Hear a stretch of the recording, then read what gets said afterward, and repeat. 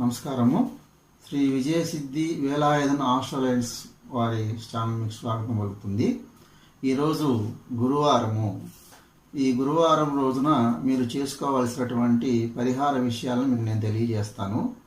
గురువారము మేధా దక్షిణామూర్తి స్వామివారిని పూజించడము, స్వామివారిని ధరించడము, దర్శించడము, స్వామివారి యొక్క దీపారాధన చేయడం వంటి విశేషాలు కూడా చాలా ఉన్నాయి. అదేవిధంగా షిరిడి సాయినాథుని కూడా పూజించడము, ధరించడము, సేవించడము భక్తితో కూడా ఉన్నాయి మన శాస్త్రాల్లో. గురుగ్రహ దోష నివారణకి రావి చెట్టుకి ప్రదక్షిణ చేయడము, రావి చెట్టు దగ్గర బెల్లము గడ్డ తొలిచి దాంట్లో ఆవు నెయ్యి పోసి దీపారాధన చేయడం రావి ఆకు మీద. అదేవిధంగా రావి చెట్టుకి నీరు పోయడం ద్వారా కూడా మనం దోష నివారణ చేసుకోవచ్చు. అదేవిధంగా శనగలని దానం ఇవ్వడం ద్వారా కూడా గురుగ్రహ దోష నివారణ చేసుకోవచ్చు. అదేవిధంగా బాబా గారికి అష్టోత్తర పారాయణము, అదేవిధంగా సాయిబాబా వారి దేవాలయంలో స్వీట్స్ కూడా పంచడము, ఆ పూజ చేయించడము, ఇటువంటి విషయాల ద్వారా కూడా మీకు మంచి జరుగుతుంది.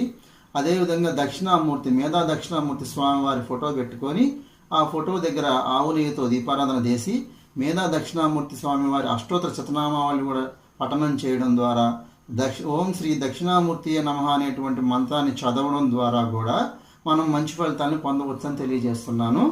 అదేవిధంగా గురువారము శ్రీపాద వల్లభ దత్తాత్రేయ స్వామివారిని కూడా దర్శించుకోవడము, స్వామివారికి ప్రదక్షిణ చేయడము, స్వామివారి పూజ చేయడము, స్వామివారి స్మరణ చేయడం కూడా కలియుగంలో ఎంతో విశేషమైన ఫలితాలను ఇస్తాయి. అదేవిధంగా గురుగ్రహాన్ని అంటే నవగ్రహాల్లో గురుగ్రహం ఉన్నారు, ఆ గురుగ్రహ స్వామివారిని కూడా పూజించడము, శనగలు గురుగ్రహానికి దానం ఇవ్వడము, గురుగ్రహం దగ్గర దీపారాధన ఆవు నెయ్యితో దీపారాధన చేయడం కూడా మీకు విశేష ఫలితాలను ఇస్తుంది.